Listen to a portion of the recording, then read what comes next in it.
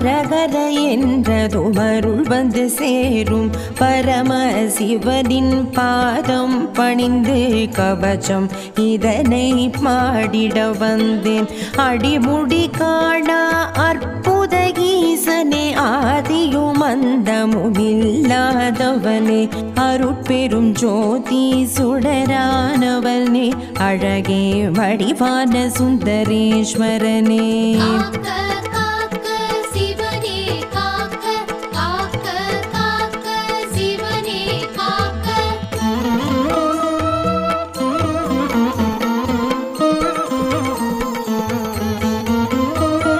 சங்கரி உடனுரை சங்கமேஸ்வரனே,